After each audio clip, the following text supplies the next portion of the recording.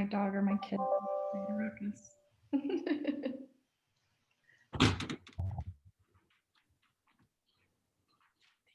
I know this is weird, but I came to a hotel conference room. You're all on. Okay. Good afternoon and welcome to the WomanUP Arizona event with U.S. Senate candidate Mark Kelly and his wife, former Congresswoman Gabrielle Giffords. WomanUP Arizona brings together like-minded women whose goal is keeping women and men informed and engaged leading up to the 2020 elections. Our main purpose is to be educated and prepared to think and act politically for the well-being of our country, our local communities, and our families, whether we're Democrats, Independents, or Republicans. With that, I would like to start our event by handing off the screen to Gabby Giffords. This election is so important. Lowering drug prices, raising the middle class wages, protecting Medicare and Social Security. It's all at stake. That's why I'm here to support my husband, Mark Kelly. Mark focuses on facts, not politics. Mark is loyal and caring. Mark has already served our country in so many ways. Now we need him in the Senate. Thank you for being here today. It means so much to me and Mark. This is so important for Arizona, for our country. We cannot do it alone. Thank you, thank you, thank you. Thank you, Gabby. And thank you, Roberta.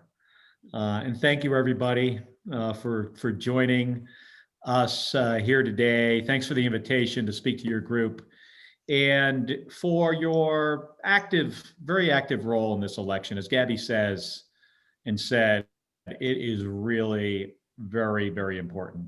I also want to thank all of those that are logging in, that are watching across Arizona, but also give a shout out to Sandy Price for working behind the scenes to make this event possible. It means a lot to me and to Gabby to have your support during this final stretch. You know, when I started this campaign, I said that we were going to bring folks together, Arizonans from all backgrounds and all walks of life, and you know, an ideal that brought your group, WomanUP Arizona, together for this election.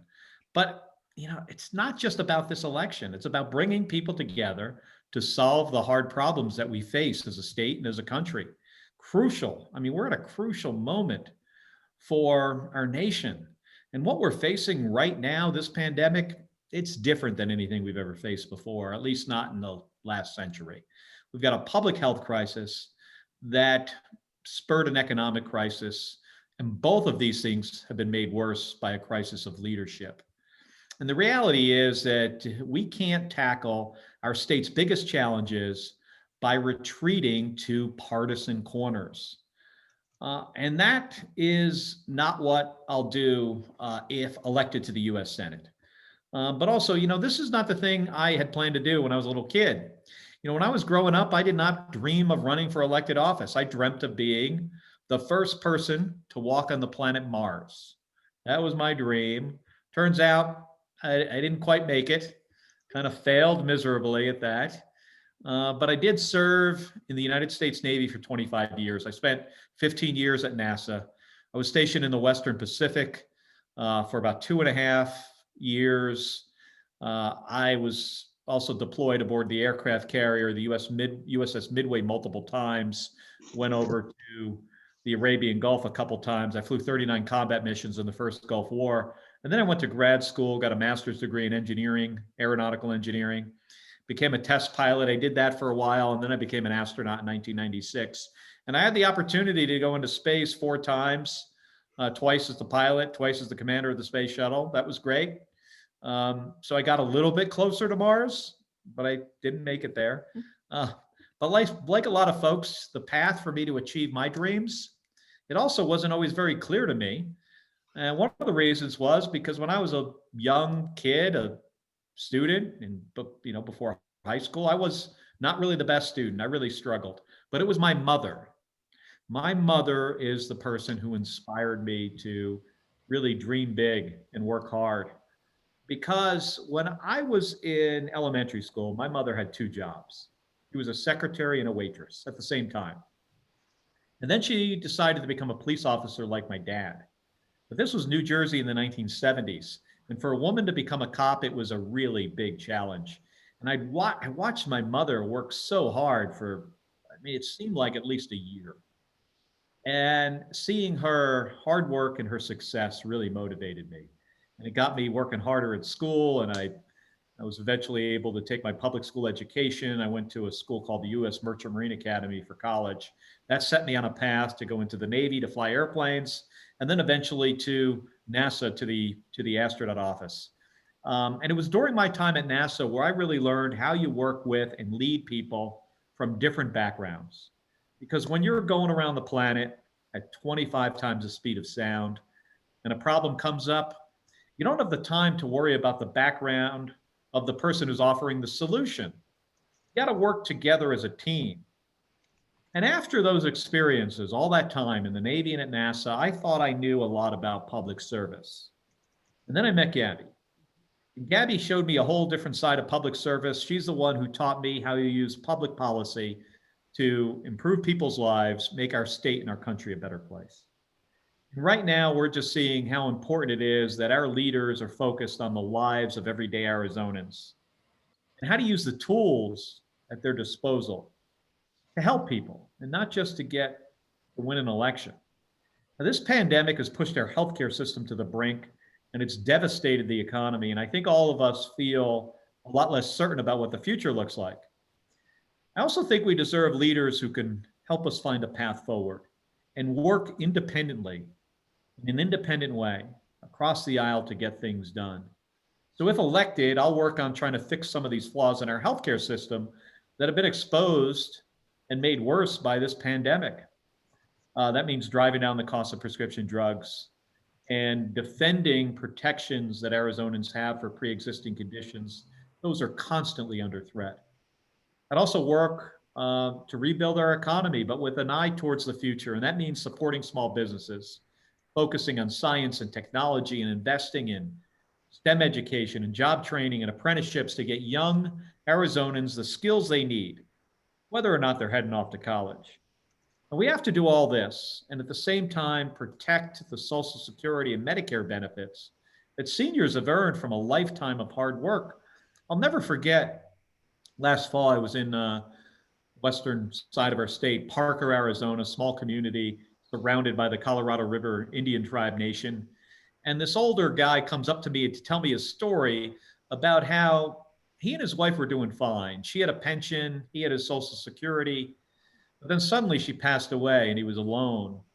He told me how he was trying to get by on his $757 check from Social Security every month. It was his only source of income. He told me how scared he was. That's the word he used. He said, I'm so scared that this check could get smaller or go away entirely. And what that would mean for him, he said, please tell me that this will not happen. Because if it does, he said he would be homeless. I'll tell you one thing. I'm not going to let politicians in Washington, D.C. take advantage of a crisis like the one we're facing right now to break their promises to seniors here in our state, like that guy I met in Parker. And I think that's what it means to be an independent, voice for Arizona. I also think we desperately need some new leadership and change the way things are done in Washington. Change is good. Now, one of the things that also makes me stand out from some other Senate candidates is I don't take any corporate PAC money. It's going to help me solve some of these issues with big pharmaceutical companies, just as one example. And also, I want to be completely transparent with what I'm doing in Washington, D.C. So if elected, I'll release my public schedule. That's something that is not routinely done. Arizonans are going to know that I answer to them, period. And I think that's what's at stake, the opportunity here to, transparently, take on and tackle some of these big issues like healthcare, the economy, criminal justice reform, renewable energy, and protecting dreamers. And the opportunity to bring a focus on science and data and facts back to Congress, or maybe to Congress. The opportunity to build a stronger future for our state, but this can't be done alone. So it's very important that folks get out and vote. I encourage everybody to vote. Vote early if you can. If you have an early ballot, get that in the mail. And I'm also really excited to be here with all of you today. I think this is an important conversation about some of the challenges we face and also how Washington is falling short, how we can work together to tackle the issues that matter. I think that matter to all of us. So thank you. Let me turn it back over to Roberta. I think Roberta's going to introduce herself and the rest of our panelists. Thank you, Mark and Gabby. It's truly an honor to have both of you with us today. I can't tell you how many people were so excited when they learned that you would come and do this with us today. I will say one thing, Mark, the Senate may not be Mars, but it might be a different world. So I'm Roberta Voss. I'm going to help guide us through some questions that several topics that have come up with our panelists in the WomanUP Arizona group. And they all believe these issues are very important. And Mark, I know you'll be able to address each and every one of them and give us some insight into your thinking. By way of introduction of me, just real quick, get that out of the way. I'm a retired attorney. I specialized in telecommunications law and government relations.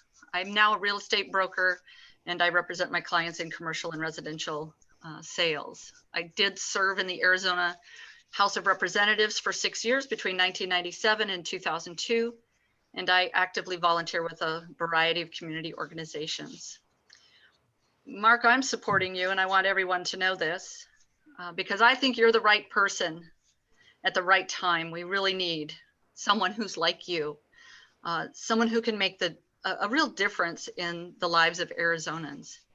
I've watched you, I've read about you, and I just feel and believe that you have the discipline and the experience to bring to the table that will allow you to be the independent thinker that Arizonans are used to. And I really believe that you'll advocate for us and be the leader that we need. And I have every confidence in you and that you will listen to Arizonans. So let's get started. And I'd like you to meet our panelists who will each introduce themselves, and we'll start with Tina Beatty. Hi, I'm Tina Beatty in Gilbert.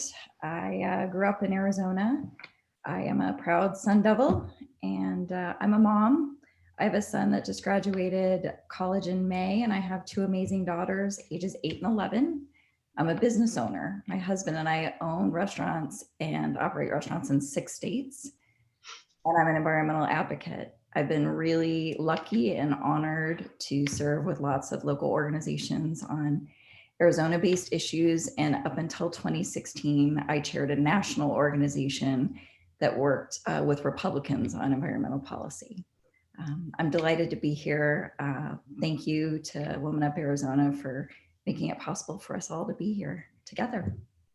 And I'll hand it over to Rusty. Thank you, Tina. And thank you, Mark, and then Representative Giffords for being here with us. This is just exciting for all of us, I know. I'm Rusty Foley. I'm also a lifelong Arizonan and have spent most of my professional career in public affairs and communications. I was with the Salt River Project for 25 years. And after I retired from that position, I was a manager in the public affairs and communications area. After I retired, I indulged in a personal interest of mine, which is the arts in Arizona, and I became the executive director of Arizona Citizens for the Arts. Representative Giffords, you may remember that as Arizonans for Cultural Development, and I believe you served on the board at some point. So I did that for 9 years and recently retired, and since then have been pursuing some of my own personal interests in the community, the arts, community engagement, which is something that's been dear to my heart all my life. I love Arizona. I've chosen to spend my life here, and I think we have a lot to be proud of in this state, and I look forward to your leadership to help us continue that tradition. Thank you so much for being here. At that, I'm going to turn it over to Angela Huey. Thank you, Rusty, and Mark and Gabby. Thank you for just spending this really important time with us. I know you're 2 weeks away from a day that could not just change the state of Arizona, but hopefully help move our great nation forward. So thankful that to have the opportunity to just be a part of this panel, and thank you to WomanUP. I'm Angela Huey. I live in Central Phoenix with my wife and our 2 awesome cats. I'm the co-founder and president of One Community and the One Community Foundation. We're a member-based coalition of businesses, organizations, and everyday Arizonans moving diversity, inclusion, and equality for all Arizonans forward. Probably best known for our Unity Pledge. It's a public proclamation that businesses and organizations and everyday Arizonans can take, stating that they believe in an LGBTQ inclusive Arizona. And we're very proud that for 3 years, we've led a bipartisan effort to update our statewide policies to include gender identity and sexual orientation in not just employment. We know we have that federally now, but in housing and public accommodations. We know that treating all Arizonans fairly is not just the right thing to do, but that it's really an imperative for a sustainable Arizona. And it's a pleasure to be here. Thank you for the opportunity. Christy? Hi, I'm Christy Lott. I am originally from Los Angeles, spent my entire life there. About 5 years ago, my husband and I and our 2 daughters moved to Glendale, Arizona. My husband is a retired Los Angeles police officer, and let's see what else. I'm a graduate of UCLA. I spent 25 years in the corporate arena, most of that in pharmaceutical sales. It was a very successful career, but over time, the ethics involved in the pharmaceutical industry, as well as the increasing drug prices, really started to weigh on me, just ethically. So when we moved to Arizona, I transitioned into real estate. I'm a real estate agent and I own a real estate team here. And I am mostly concerned about everything that you have already mentioned today, Mark, but I'm really focused on the abuse of police power. So looking forward to asking my question about that. And I wanted to let you know I've already voted for you. And I also voted for President Biden, hopefully. That's who we're going to get. And I'd like to now pass this on to Vanessa. Hi, my name is Vanessa Salazar. I'm born in Mesa, raised in Douglas, Arizona. I'm currently a registered nurse. My mother is also in healthcare. My father is a retired police officer as well. I'm a mother to an amazing son. And most of my concern lies in healthcare. I find it to be the foundation of what makes society successful. And I'm so grateful to have you 2 here to discuss these important topics. Thank you so much, Vanessa. And thank you to all of our ladies today on the panel. I know I look forward to your questions, but I know everyone who's watching is also looking forward to the questions for Mark and to hear more about his various positions. But I have to take it away. I get to ask the first question, and I'm going to ask it of Gabby, if I could. Gabby, I've been told that you never rest in your efforts to continue to get better. Can you share with us the kinds of things that you've been doing? I'm so busy, a lot of Zoom calls, work, yoga twice a week, French horn, Spanish lesson, riding my bike, walking on my treadmill, watching movies. It's Groundhog Day. All over again. All over again. Gabby spends a lot of time on the bike. Yes. Like every day out for like a long. El Tour de Tucson. Well, yeah, but that's not going to happen this year. Normally, like she'd be training for El Tour de Tucson around this time of year, but it's canceled. So next year. Okay. That's unfortunate. Yep. Well, But we'll get back to it. Okay. Yeah, someday. Yeah. Well, it's simply wonderful to have you here to hear about what you've been doing and to know how involved you are with Mark, of course, naturally. So thank you, Gabby. We really appreciate you being here and sharing him with us today. So now on with the rest of the show. Panelists, we'd like to hear from each of you. Tina, what's been on your mind that you'd like to discuss with Mark today? Well, again, super excited to be here, and thank you for taking these questions. It's really great to get some time to have real dialogue. So very appreciative of that. Climate change is front and center in my mind, with having small kids and being a business owner and already experiencing the disruption in the food industry of supply chain that climate change brings and is going to keep bringing.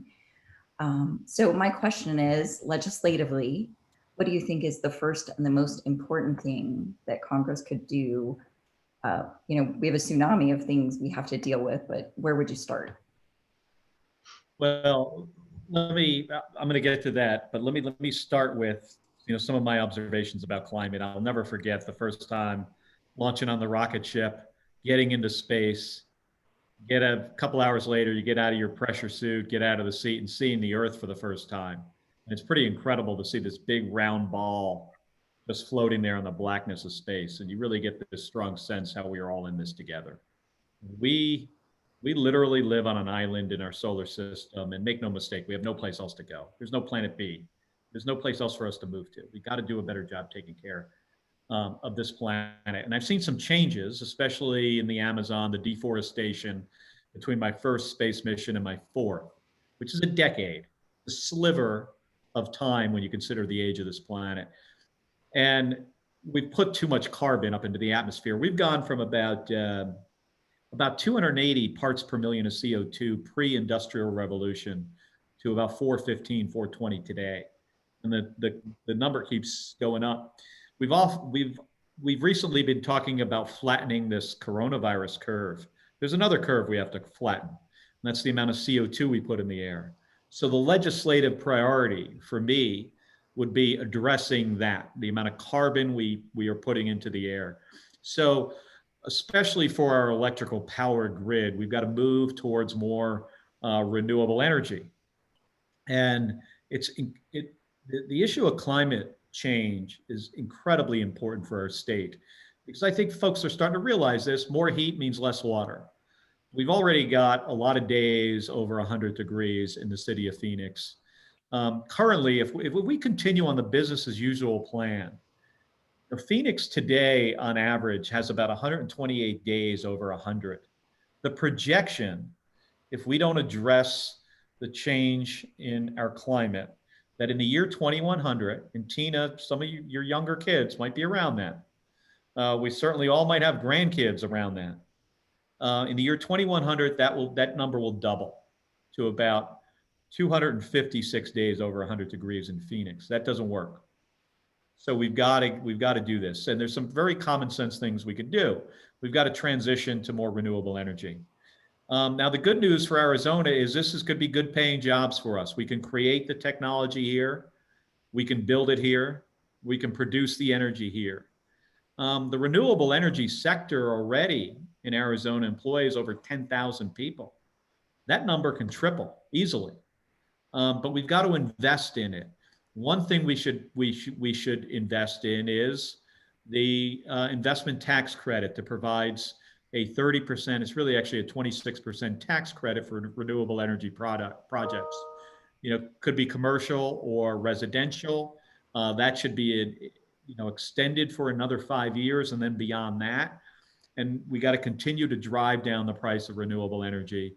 That'll start to flatten that curve and can really, over time, can make a difference. But I don't feel like we have a decade or two that we can wait. We've got to start tackling this now. And we've got to trust the science on this. And as an engineer, I believe in using science and data and facts to address challenges that we face. This is a big, big one. And I'm going to work hard in the United States Senate if I get the opportunity to try to get us on track here. Thank you, Tina. Thank you, Tina. Rusty? Yes. Mark, you talked a little bit about this in your introductory remarks, but I think we all realize that because of the divisive and the partisanship nature of the current leadership in the Congress and frankly in the White House, it's likely that there are going to be bad feelings and really some sharp divisions among our citizens that remain after the election. So my question is, how will you use your position as a leader really to help us heal that division and actually to bridge, the partisan divide, in search of some, common vision to move forward? I think bridging that partisan divide, a big part of that is providing an example of not being overtly partisan, not getting into partisan corners, and not making this a them versus us. I think it is, though, clear to a lot of us that that Washington is broken, and we need more folks who are going to be independent from their political party to help solve some of these problems. Gabby was a really good example of that in the U.S. House of Representatives. John McCain was a good example of it as well. Who would work across the aisle, that it wasn't always about what the political party wanted. Gabby had one of her closest friends when she was in the House of Representatives was this conservative, very conservative Republican from Texas, Ted Poe. Ted Poe was the guy's name. And he had a border district like Gabby, and there were a lot of things they didn't agree upon, but they did find some common grounds on some issues. He was one of her best friends in the House. We need more of that. So I'm not running to be a Democrat senator or Republican senator. I'm running to be an Arizona senator. So I think it's about those examples, and my experience of serving in the Navy for 25 years, especially the 15 years I spent at NASA, was trying to solve some hard problems with a group of people with different backgrounds in service of a greater mission. And that experience taught me, how do you look problems, how do you look them in the face and just not ignore them or not get into your partisan camp on things. So we've got some serious problems. We've got to stop this virus, and then we have to rebuild the economy. And I think we should do it with an eye towards the future and address the hard issues we face with healthcare and prescription drug prices. But I think it just starts with setting an example. And I'm going to try to my best to do that if I'm elected to the United States Senate. Thank you.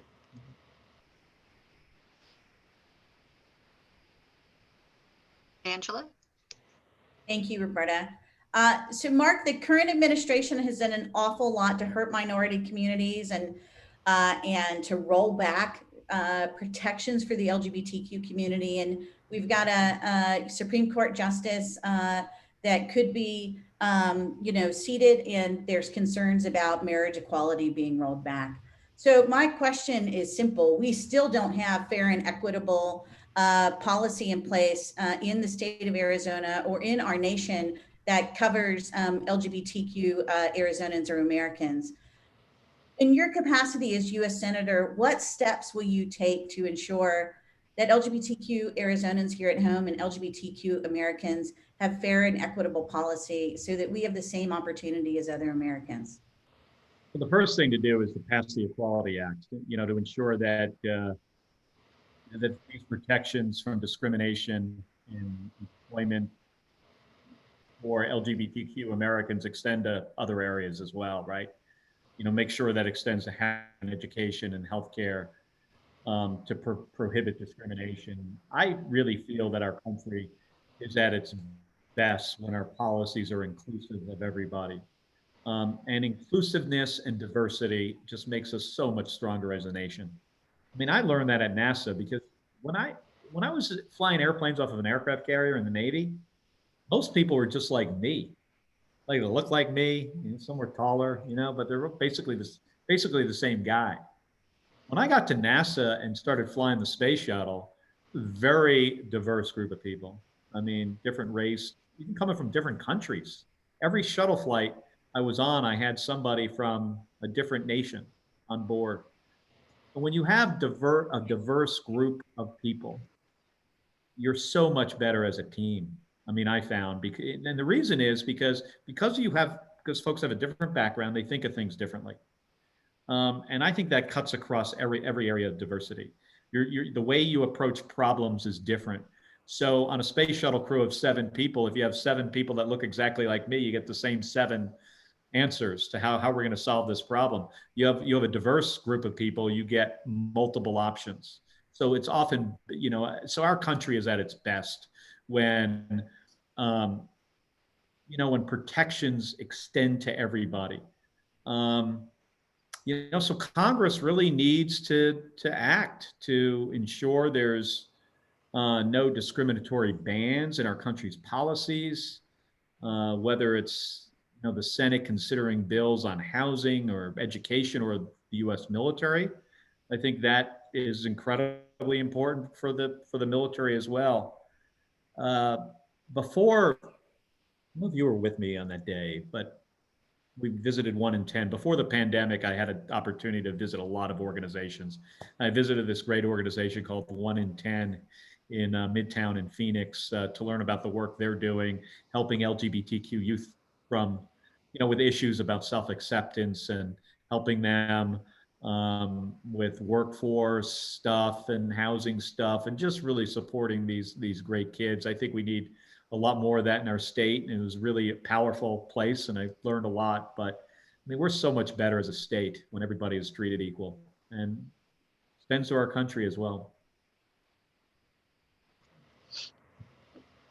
Thank you, Mark. We appreciate that. Christy. Well, I know that you are the son of 2 police officers, and I am the wife of a retired police officer. And I am really concerned about abuses of police power and the abusive police culture, a culture that gives all police officers a bad name. We have so many good ones, but when they're jumbled in with the bad ones, they all look bad. What will you specifically do as a senator to hold the managers of police departments accountable for the abusive actions of their officers and for enabling an us against them mentality?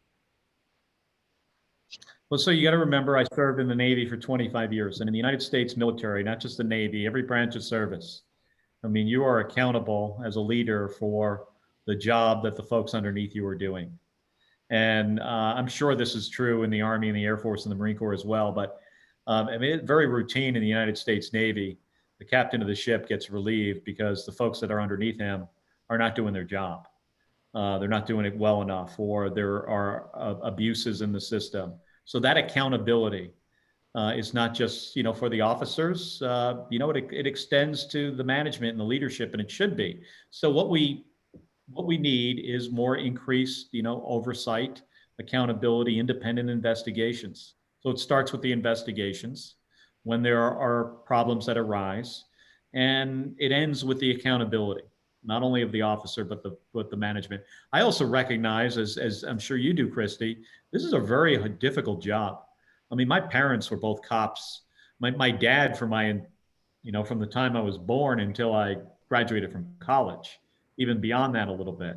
My mom, throughout middle school and high school, she was a police officer. I understand, how challenging it can be. And I also understand, it is, I think some of our best public servants are cops, cops and firefighters. I mean, they are, first responders are so important to our community.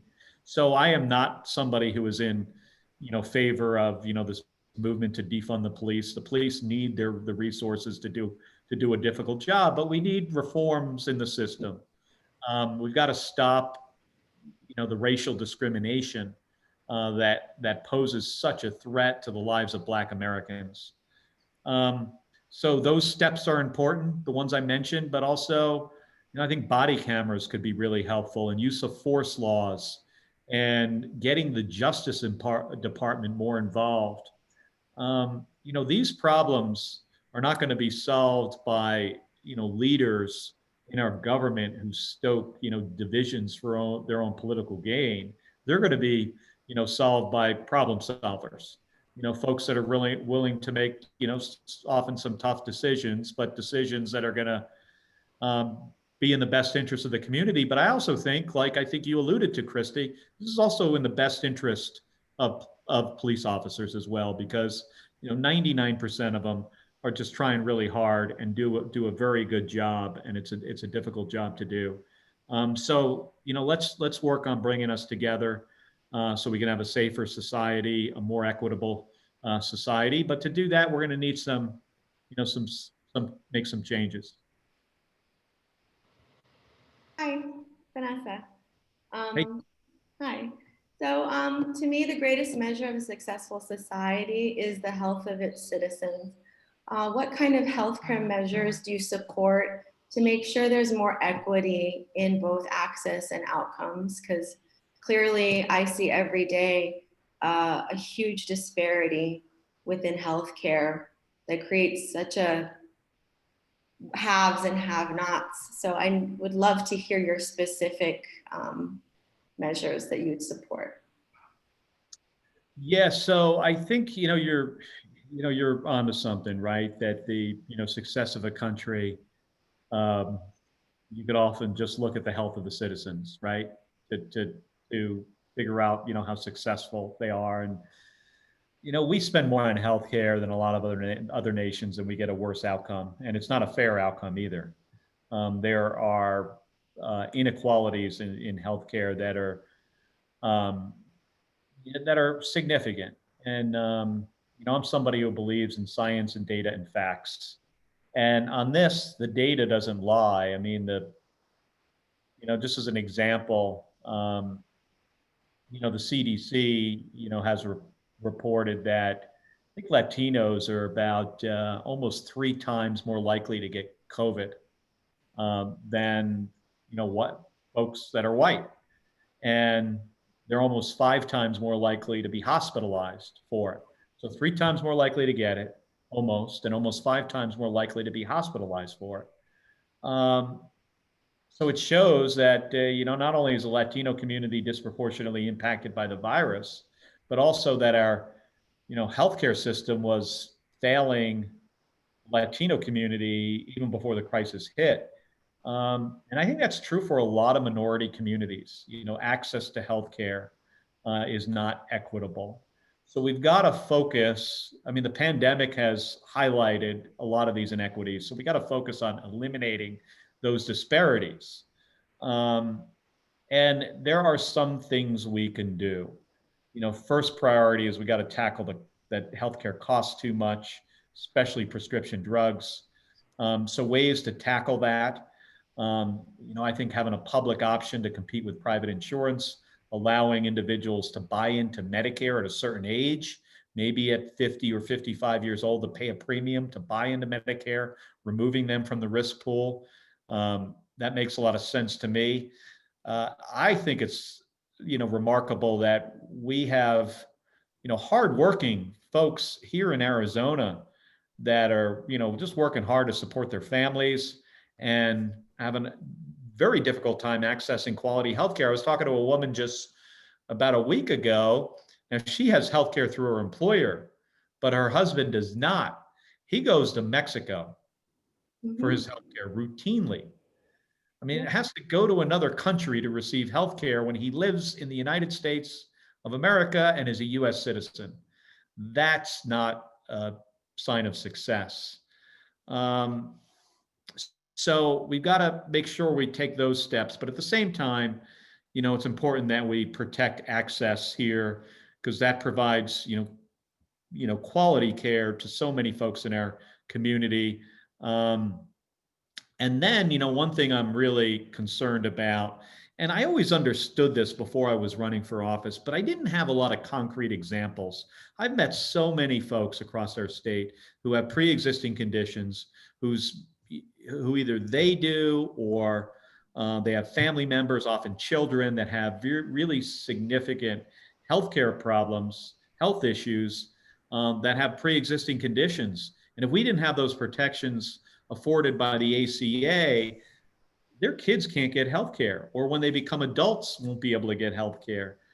So I just think it's so important we protect those pre-existing conditions, and then try, come up with solutions to provide more affordable care to more people, and not go in the opposite direction. But we shouldn't have Americans having to travel to other countries to get affordable health care. That just doesn't make What a luxury that is to be able to do that. Most people don't have the luxury to travel that way. So. Yeah, a lot of folks can't do that, right? Yeah. Yes. Well, thank you, Vanessa. Thank you to all of our ladies who appeared on the panel. Mark, we had so many questions. We have a very curious group with WomanUP Arizona. So we had a lot of other questions that were submitted. And if you have just a few more minutes, I would like to share some of those with you and see what your comments are. So those questions will just come from me. Of course, anybody's welcome to maybe chime in, but are you okay with that, Mark? Yeah, sure. Okay. Yeah. One of the questions that one of the WomanUP Arizona members had, and I'm going to read it so that I make sure I get exactly what their issue was. It has to do with equity gap. What policies would you advocate for to reduce the equity gap in the United States, and in particular for people and communities of color? And the example that they gave me to refer to is that there's a factor of 10 difference between white families with a median wealth of $170,000 annually and Black families with an annual median wealth of $17,000. What types of policies are you thinking about, have been proposed to you that you've been able to consider? Well, I think the promise of our, country should be that your race doesn't have an impact on whether you can get quality healthcare, quality education, or your ability to attain whatever you define success as in your life. It should not be up to your race or your zip code where you're born. Right. And that's not true. I mean, today, the situation we live in is that your race does matter and your zip code does matter. So there are some things that can be done that I will, fight for. One is Title I funding. And Title I funding is the money that comes from the Department of Education that goes to school districts that don't have the income tax base to provide maybe the best education that they want to provide. They just don't, some schools just don't have the revenue from property taxes. So that Title I funding is supposed to level the playing field. It needs to be tripled.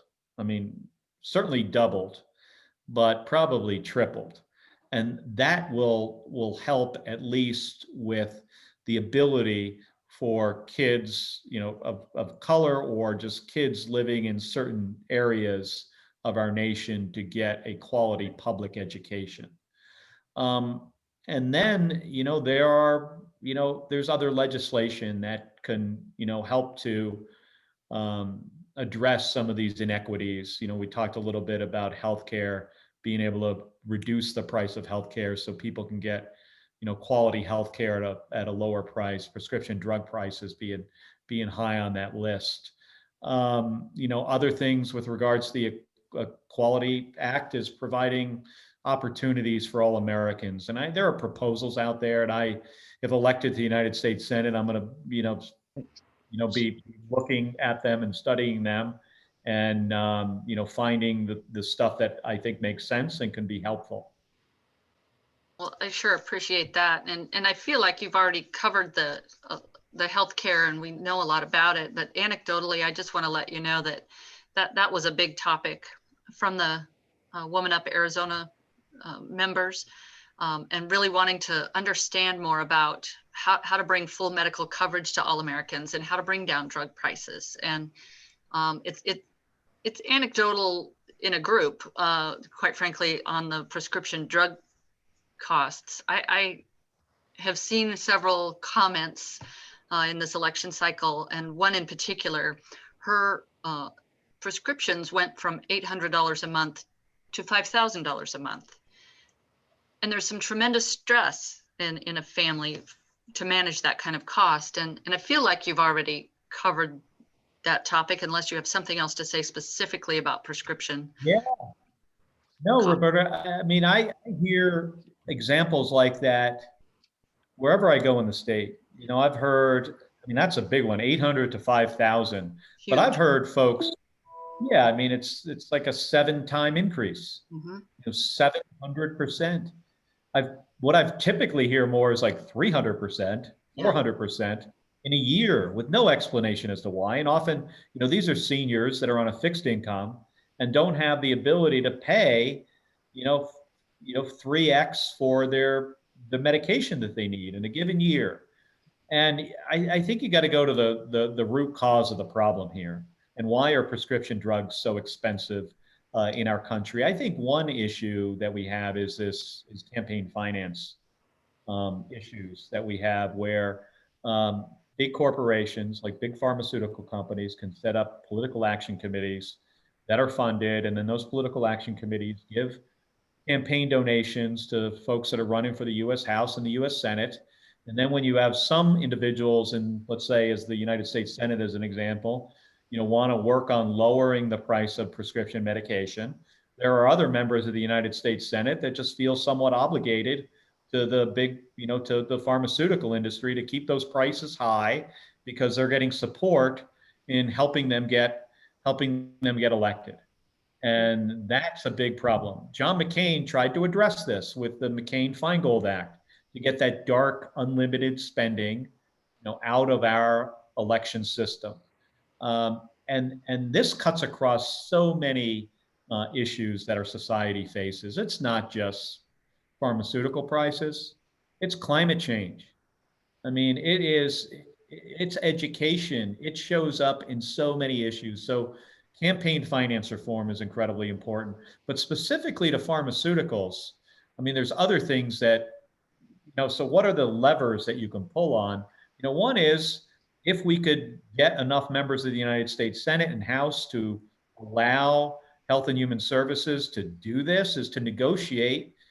Medicare should be able to use the bargaining power it has to negotiate down the price of prescription drugs, but it doesn't. Currently does not do that. 30% of all pharmaceuticals, all drugs are bought by Medicare.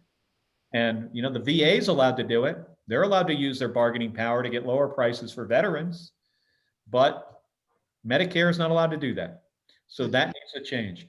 And then the other big issue here is generics. Generic drugs, as we all know, are much less expensive than brand name drugs. Just one example of a generic, there's a drug called Humira. A lot of people take it. I think it's the most successful drug in the world right now. It's been on the market for 20 years. In the last 5 years, the price of Humira, I think it's tripled or at least doubled in the last 5 years after being on the market for 20 years. And how the company that owns this is called AbbVie. They make $20 billion a year on this drug, $20 billion a year. And the price just doubled in the last few years. And the reason they can do it is there's no generic. This drug has 100 patents on it, 100 patents on one drug. And they're able to keep generics off the market, and they make $20 billion a year on it. That's not fair to, especially not fair to seniors. Right. That's it. Those are incredible numbers. I guess, well, obviously similar in the healthcare realm. I would say every one of our members is concerned about the pandemic. What are your thoughts on what the federal government can actually do to help families, small businesses, the Native communities that we have to get back on their feet? And how specifically might you see any program assisting women who've been hit the hardest by, at least in our opinion, by the pandemic?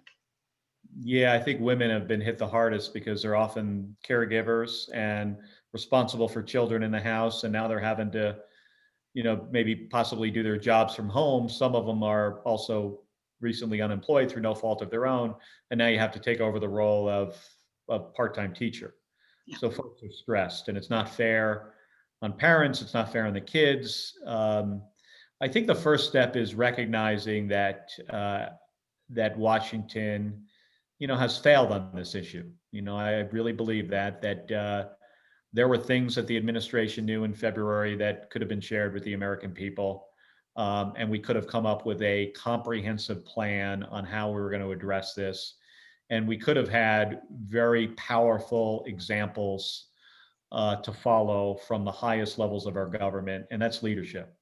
Where folks in our government could go straight to the American people and say, hey, this is going to be a rough, this is going to be a challenge for us as a nation. This is going to be hard, but we're going to do this together. And here's what we're going to do. Here's the plan. And we still don't have a plan. We don't have a plan on comprehensive plan on testing and contact tracing. And we still don't have a consistent example. And we're also not thinking ahead. One of the things I'm really concerned about is at some point here, maybe early next year, we could have a vaccine. But all the polling shows only 50% of individuals are going to get vaccinated. That doesn't work. From a public health standpoint, those numbers do not produce herd immunity. From a vaccination, we need to get like 80% of people vaccinated. And the vaccine doesn't make you immune from getting this virus. It makes it a lot less likely you will get it. That's why we need to vaccinate 80% of all Americans. And then the virus, so it will over time just dissipate, right? It'll just go away. Why don't we have a national public health message that's hitting us every single day in all forms of media, why it's so important to get vaccinated? We could be doing this with very targeted, trusted individuals across every single community, folks that kids respect, that seniors respect, to just stress this. We should have started this months ago. And I haven't seen it done yet because we have a failure of leadership. And, Roberta, you're right. Women have been, disproportionately affected, in this, and are, probably more stressed out than anybody. We've got 440,000 Arizonans, many of them women, who are now unemployed through no fault of their own, and are trying to get by on $240 a week of unemployment assistance.